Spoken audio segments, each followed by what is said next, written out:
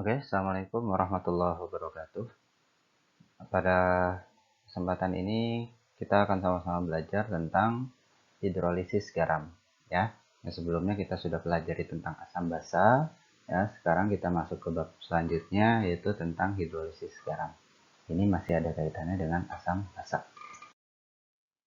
Ya, garam itu kan merupakan suatu senyawa ionik yang terbentuk dari asam dan basa. Ya, umumnya garam itu kan bersifat netral, pH-nya 7. Ya, contohnya NaCl. Tapi tidak semua garam itu bersifat netral.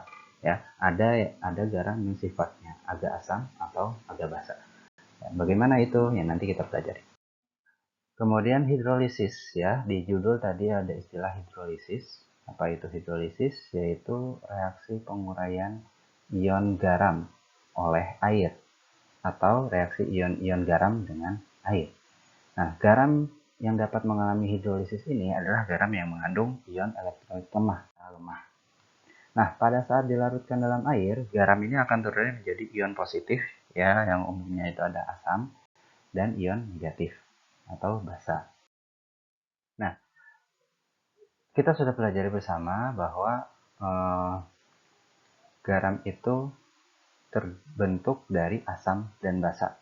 Ya, tadi sudah saya jelaskan dan kita sudah sama-sama belajar bahwa asam itu ya terdiri dari asam kuat dan lemah. Basa juga sama, ada basa kuat, basa lemah. Maka dengan adanya jenis-jenis asam basa ini, nah garam pun terdiri dari berbagai jenis, ya. Ada beberapa jenis.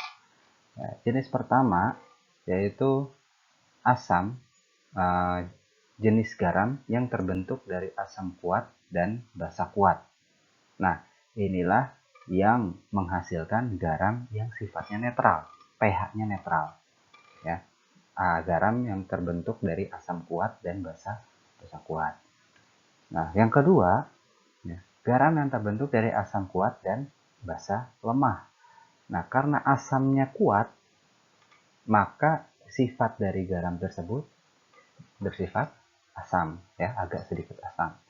Kemudian yang ketiga, terbentuk dari asam lemah dan basa kuat, ya, sebaliknya tadi, ya, karena ini basanya kuat, maka dia sifatnya garam tersebut bersifat basa.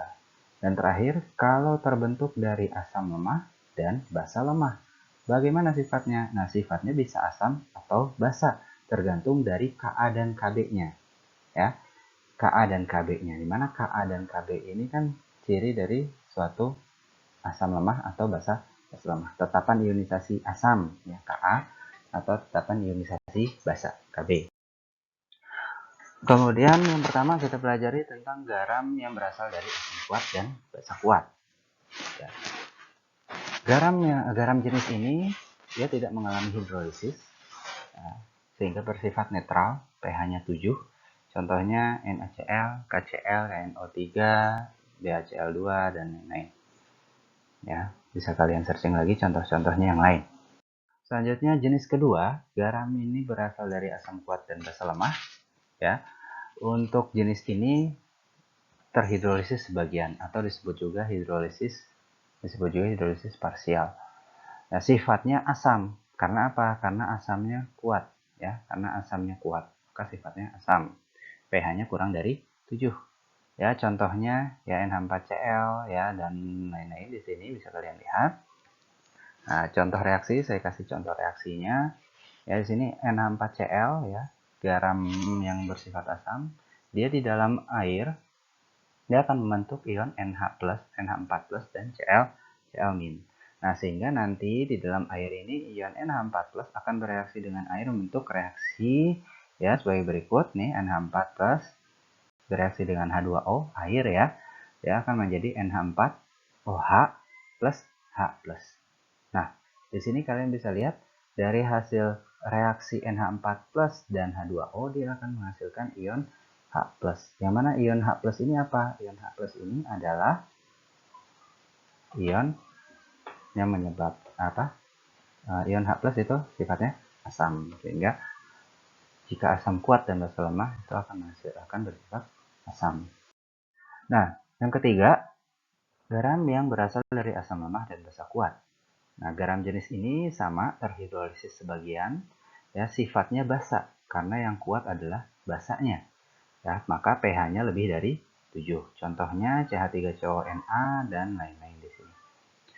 Ya, contoh reaksinya. Saya ambil satu contoh CH3CONa. CH3CO kan di dalam air dia akan menjadi ion CH3CO- dan Na+. Nah, CH3CO- ini akan bereaksi dengan air, membentuk reaksi ya sebagai berikut di sini ya CH3COOH ya dan OH-. Nah, kalian bisa lihat di mana OH- ini adalah basa, menyebabkan sifatnya menjadi basa. Oke. Nah, yang terakhir, garam jenis terakhir ini garam yang berasal dari asam lemah dan basa lemah. Nah, karena keduanya lemah, maka dapat terhidrolisis sempurna atau disebut juga hidrolisis total. Ya, nilai pH-nya berapa? Nilai pH-nya itu tergantung dari nilai Ka dan Kb dari si asam atau basa ini. Ya, contohnya CH3CONa4, Na4, Cn. Nah, ini sama-sama terbentuk dari asam basa lemah. Ambil contoh reaksi NH4Cn. Di sini NH4Cn di dalam air dia akan menjadi NH4+ ya. Maksudnya ini 4 kecil ya. Ditambah Cn-. Nah, NH4+ dan Cn- ini di dalam air dia akan bereaksi. Ya, dia akan bereaksi, bisa dilihat NH4+ dan H2O akan bereaksi menghasilkan H+, sementara kalau Cn- bereaksi dengan air akan menghasilkan OH, OH-. Ya. Nah, maka di sini ada 3 kemungkinan nilai pH-nya. Ya, pertama, kalau Ka-nya lebih besar dari Kb, maka sifatnya asam, ya, kurang dari 7. Kalau Ka-nya lebih kecil dari Kb, maka sifatnya basa. Kalau Ka sama dengan Kb, maka sifatnya netral. Oke. Nah, selanjutnya, karena tadi berkaitan dengan pH, maka ada perhitungannya. Kita bisa menghitung pH, ya, kita menghitung pH. Pada prinsipnya, pada dasarnya, perhitungan pH sudah kalian pelajari bersama waktu di kelas, ya, sama saja sebenarnya. Untuk asam menghitung pH dengan rumus min log H+. Untuk basa, ya, mencari pH dengan 14 min pOH, pOH-nya dicari dengan min log OH, OH-. Sama. Yang beda apanya? Yang beda adalah menentukan konsentrasi H+ dan OH-nya. Ini yang beda rumusnya dengan rumus asam basa. Nah, ini dia untuk rumusnya. Ya, di sini saya pakai singkatan AK dan BL, maksudnya asam kuat, basa, lemah. Di sini ya. Nah, untuk garam yang terbentuk dari asam kuat dan basa lemah, maka yang dicari adalah H+. Kenapa? Karena di sini asam kuat. Ya, asamnya yang kuat kan, maka dia memberikan sifat asam. Maka yang dicari adalah ion H+-nya, konsentrasi H+-nya. Dengan rumus akar dari Kw per Kb dikali konsentrasi dari garam tersebut. Kw ini adalah tetapan ionisasi air, di mana nilainya tetap segini, ya, 10 pangkat min 14, tidak berubah. Sementara Kb tetapan ionisasi basa, ya. Kemudian ini maksudnya adalah molaritas dari garamnya, konsentrasi dari garamnya. Oke, nah, jadi rumusnya seperti ini. Nah, kalau untuk garam yang terbentuk dari asam lemah dan basa kuat, yang kuat apa? Basanya kan, maka yang dicari adalah OH, OH-. Rumusnya akar dari Kw per Ka dikali molaritas garam. Ya, sama tetapan ionisasi airnya 10 pangkat min 14. Ya, di sini supaya gampang ya, gampang mengingat. Oke, kalian hafalkan aja salah satunya. Ya, contoh di sini misalnya kalau asam kuat dan basa lemah, ya otomatis cari H+ kan ya. H+ sama dengan akar dari Kw per Kb. Ingat, yang lemah itu kan basanya. Basa lemah itu cirinya adalah Kb. Oke. Ya, begitu juga ini, asam lemah dan basa kuat. Yang kuat adalah basanya, maka yang dicari adalah ion OH-. Rumusnya apa? Akar dari KW per Ka dengan Ka ya. Kenapa pakai Ka? Karena Ka ini kan tetapan ionisasi asam untuk asam lemah ya. Nah, maka kalau asamnya lemah pakai Ka.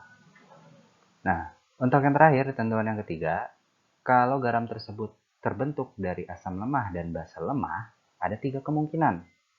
Ada 3 cara menghitung pH-nya. Ya. Pertama, kalau Ka lebih besar dari Kb, ya, berarti kan sifatnya apa? Sifatnya asam, ya kan? Maka dicari adalah ion H plusnya. Rumusnya KW dikali Ka per Kb. Ya. Kalau Ka-nya lebih kecil dari Kb, maka sifatnya apa? Basa kan? Makanya dicari OH, OH-. Ya, akar KW dikali Kb per Ka. Ya, jadi tinggal dibalik aja. Kalau H plus, Ka-nya di atas, Kb-nya di bawah. Kalau OH-, Kb-nya di atas, Ka-nya di bawah. Nah, kalau untuk Ka, ya kalau untuk Ka sama dengan Kb, ya, karena sama, maka pH-nya netral, ya. Kalau kalian butuh pembuktian, silahkan nanti kalian masukkan aja kedua rumus ini, ya, hasilnya akan sama. Pasti akan hasilkan nilai pH 7. Kita masuk ke contoh soal. Yang pertama, ya, contoh soal seperti ini, kalian bisa baca. Ya, di sini bisa kita lihat, ya, molaritasnya 0,1, kemudian Ka-nya 1,8 kali 10 pangkat min 5. Kita disuruh mencari pH garamnya. Nah, maka pertanyaan saya yang pertama adalah kira-kira jenis asam apa ini? Ya, jenis asam apa? Ya, asam yang bersifat basa. Kenapa? Ya, karena lihat di sini ada nilai Ka.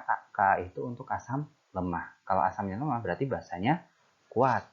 Oke, berarti bersifat basa. Di sini berarti kita mencari OH minnya. Kita cari OH-, kita masukkan KW per Ka dikali konsentrasi garam, berarti menghasilkan nilai ini. Ya, konsentrasi OH-nya. pH-nya tinggal masukin rumusnya min log OH-, ya. Kemudian cari pH, nah, sehingga hasilnya seperti ini. Oke, contoh kedua. Nah, contoh kedua, molaritasnya 0,1, kemudian Kb 10 pangkat min 5. Ya, berarti ini jenis garam tipe apa? Sifat apa? Sifatnya asam, ya. Karena apa? Karena ada nilai Kb. Kb itu untuk basa lemah. Berarti asamnya kuat. Maka sifat garam tersebut adalah asam. Maka yang dicari adalah H+. Rumusnya KW per Kb, ya. Dimasukin, hasilkan nilainya segini. Ya, pH min log H+, ya, jadi pH-nya 5. Contoh yang terakhir, sebanyak 100 ml larutan, ya, bisa dibaca sendiri. Kita lihat konsentrasinya, molaritasnya 0,1 m. Kemudian di sini ada nilai Ka 1,8, ada nilai Kb 1,8. Nah, kira-kira sifatnya apa? Asam atau basa? Ya, sifatnya netral. Kenapa netral? Karena dilihat, ya, Ka-nya sama dengan Kb 1,8 10 5, sama kan? Ya, maka sifatnya netral kalau Ka Kb-nya sama. Nah, kalian bisa buktikan sendiri dengan rumus asam lemah basa lemah, ya. Sebenarnya bisa dicari dengan H+ sama OH-. Ya, di sini saya pakai H+. Ya, nanti kalian bisa cari sendiri dengan rumus OH-nya. Hasilnya akan sama, 10 pangkat min 7 juga. Ya, karena dilihat di sini nih. Pada intinya kan tinggal coret-coret doang kan di sini. Tinggal 10 pangkat min 14. 10 pangkat min 14 dikeluarin dari akar, ya, diakarkan jadi 10 pangkat min 7. Ya, nah, pH-nya min log plus, ya, pH-nya. Oke, sekian untuk pelajaran kali ini. Ya, semoga kalian bisa paham. Ya, kalau penjelasan saya terlalu cepat, silahkan kalian ulang-ulangi lagi aja videonya, diputar ulang lagi. Kalau ada yang kurang dimengerti, silahkan ditanyakan di Google Classroom. Cukup sekian dari saya, semoga sehat selalu semuanya. Assalamualaikum warahmatullahi wabarakatuh.